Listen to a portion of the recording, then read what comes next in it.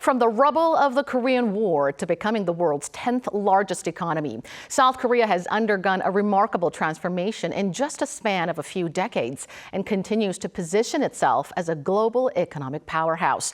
And the country is now eyeing to become the premier global business hub in the Asia-Pacific region with its rapid technological advancement and vibrant export-driven economy.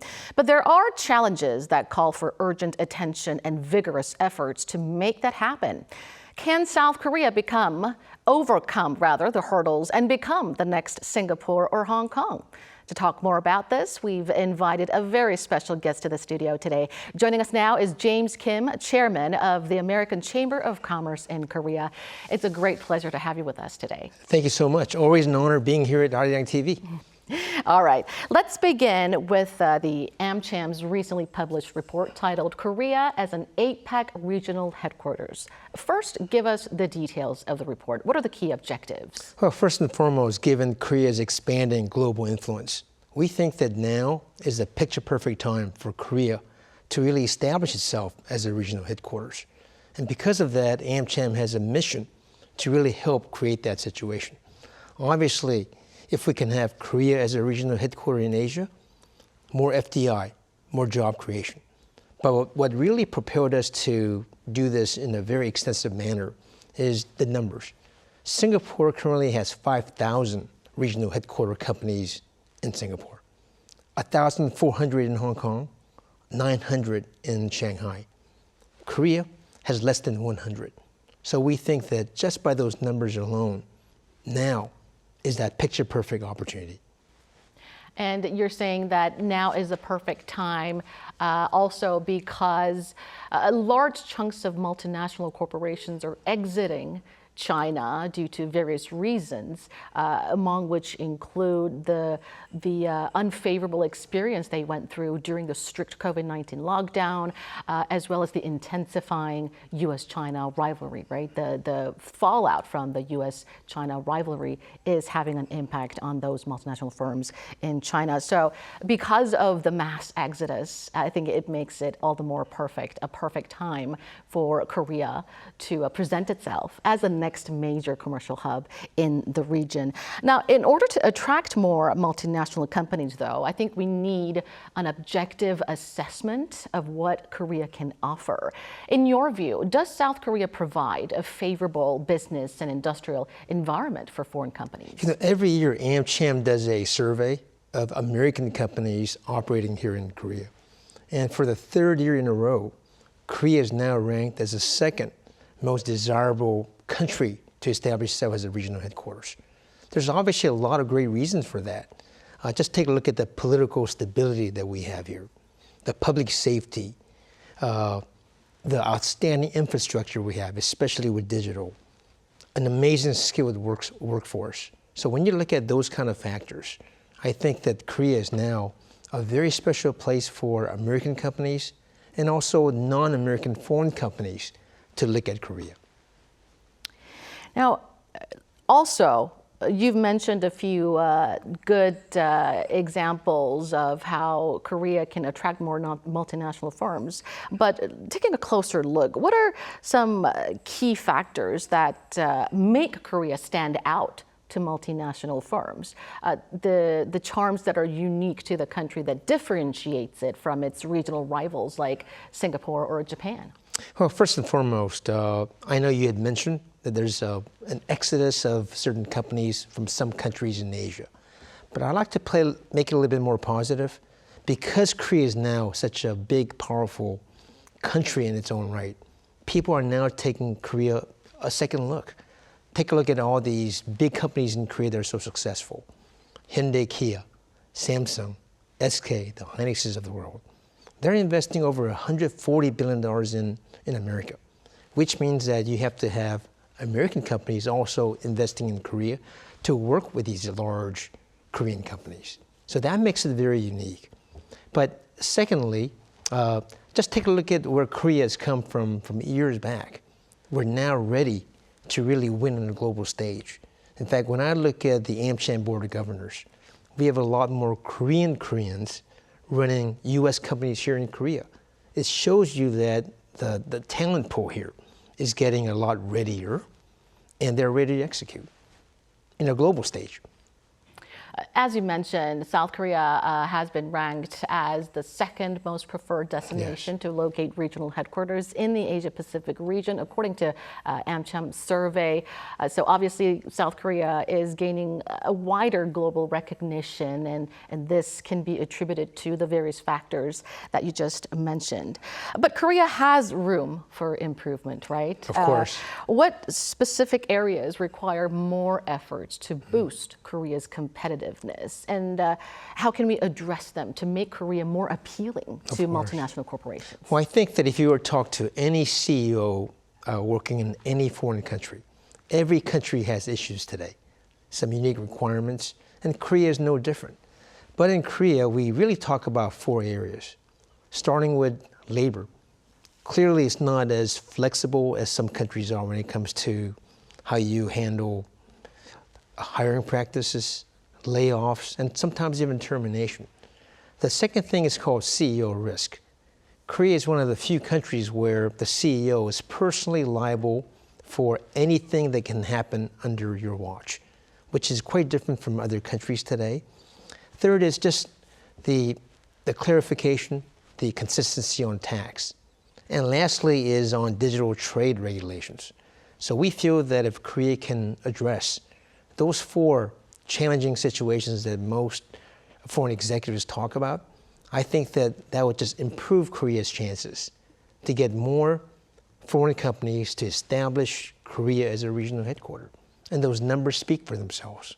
We have 1,400 regional headquarter companies in Hong Kong today. And with all the geopolitical uncertainties underway, if these companies are interested in taking a look at Korea, now is a great time. And 5,000 in Singapore, right? Yes. That number speaks volumes.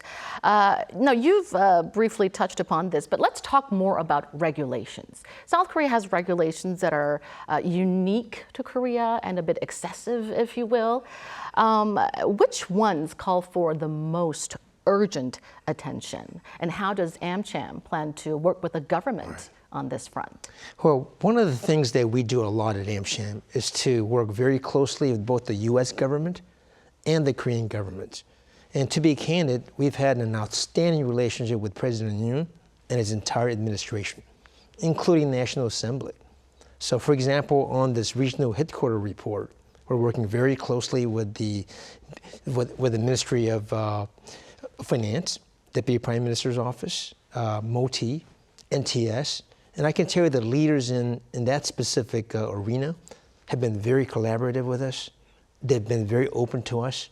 And I think they understand that AMCHAM is here to really pave the way as a bridge between U.S. and Korea. And if we can get more investments and more regional headquarters into Korea, it's a win-win for everybody. More jobs, more FDI. And as the world gets a lot more small, Korea could be that piece in Asia.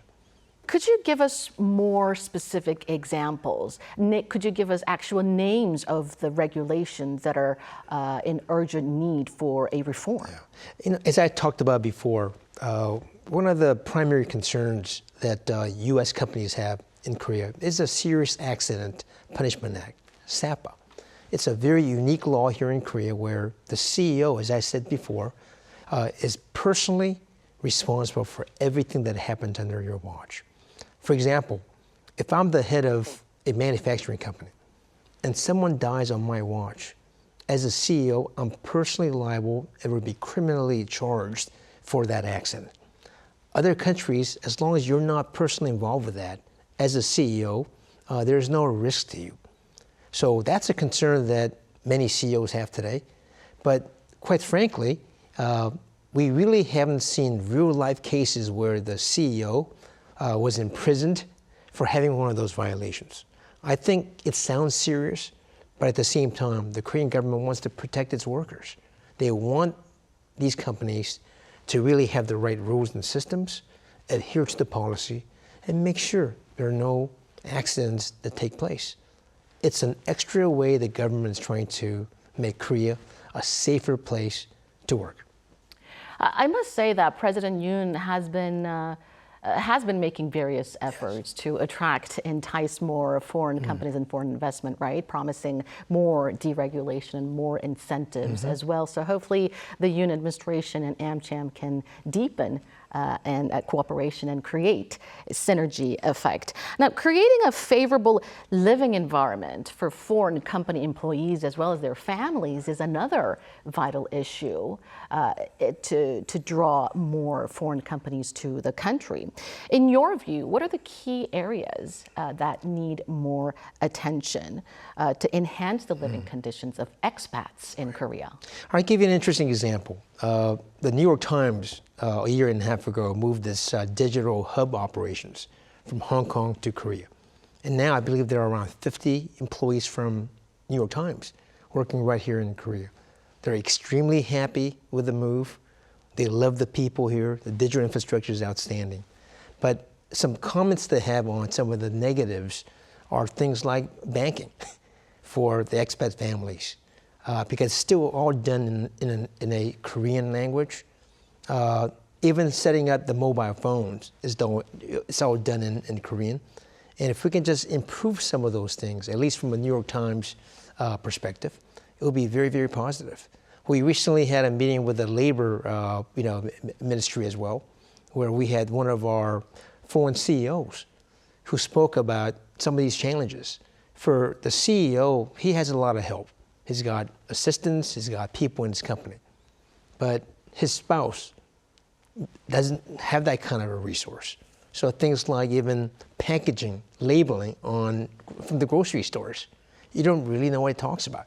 Whereas in other Asian countries, whether it's Hong Kong, whether it's Singapore, Malaysia, it's done in English.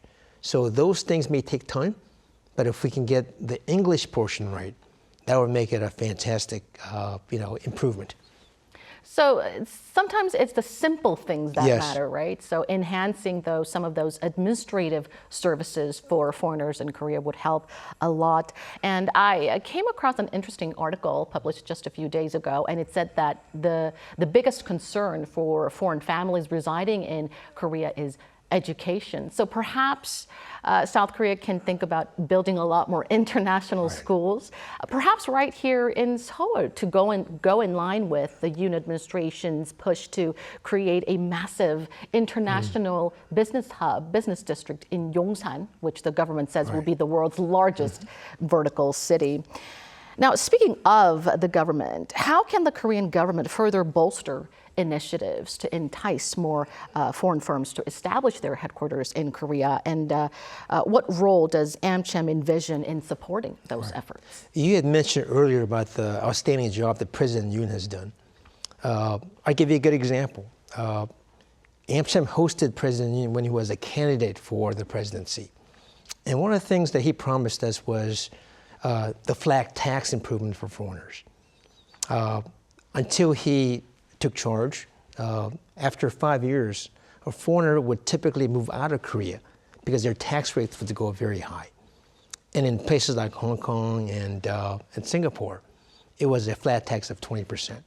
So as a result, people would move. But guess what? He made the campaign promise to us. We worked with National Assembly. Boom, now it's 20 years. So that itself is a huge improvement.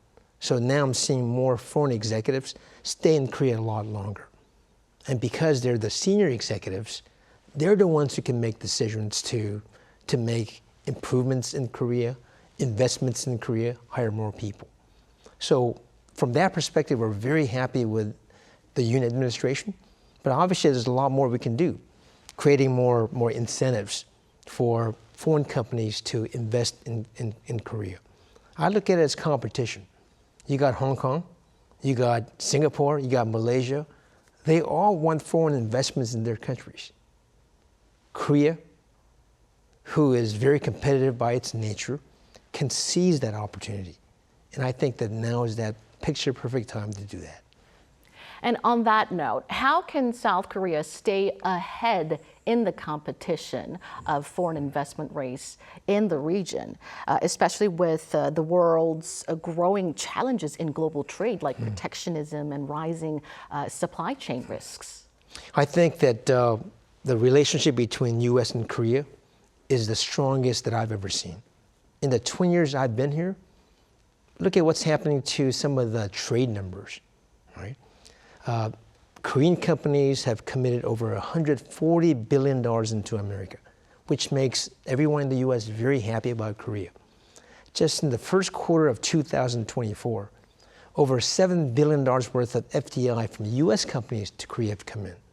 So now, U.S. is Korea's largest export market, unlike it was before when it was China. And similar to U.S. companies investing a lot in Korea as well. So now that that's happened, I think we can seize the momentum and make it even bigger. We've talked to an expert at the Heritage Foundation, and he's been examining South Korea-U.S. relations for the past 3 decades, and he echoed your remarks that South Korea-U.S. relations are now stronger than ever before. And it marks 142nd anniversary since the two countries formed diplomatic relations this year. And as I mentioned, their bilateral ties are stronger than ever before, yes, economically and beyond. How has the relations contributed to creating a transparent and a favorable business environment here in South Korea? You know, recently I did a session on people-to-people diplomacy and why that makes it so important. Take a look at the people who are working with President Yoon and many of the National Assembly leaders. They're having constant dialogues with the U.S. Prime Minister Han Duck-soo is a great example. He's been in the scene for so long, so he knows everybody in Washington, D.C. So that makes it very easy for a transparent, very fair communication between the two. I'm not sure if you know, but we have more senators, congressmen, and other really senior people from the U.S. government visiting Korea. That shows you that just the activity and the passion between the two relationships are very special. And these companies, these visitors, they want to meet Korean companies. And also, Korean companies, when they go to the U.S., these senior people from different states, senators, they all welcome Korean companies as well. And it's a picture-perfect opportunity right now. What's next for you? What are your future goals as the head of AMCHAM going forward? You know, we just created this report on making Korea regional headquarters. I'm not happy with creating a report. I'm happy about execution and results. So for me, if I can get 100 regional headquarters that are already in Korea, multiply that by 10x, and making it 1,000 in a reasonable period of time, that's what would make me happy. And I'm willing, ready, and able to work with the Korean government to make some effective changes that would really make Korea a very attractive country for every foreign company to want to consider doing here. And I can tell you that at our AMCHAM Board of Governors, we have companies like Qualcomm, Delta. These senior leaders are running Asia right here from Korea. And they're very, very happy about just the location, the people here. And if they can run the region from Korea, I think there's a lot more opportunities for other companies to follow suit. Well, we wish the best of luck in all of your future endeavors, and we'll keep our fingers crossed so that all of your efforts, as well as AMCHAM's contributions, will eventually turn Korea into the prime commercial hub in the Asia-Pacific region. Thank you so much, Mr. Kim, for making time for us and sharing your perspectives. Thank you very much for having me today. And that brings us to the end of this show. Thank you for watching, and we'll be back with more next week. Have a great weekend.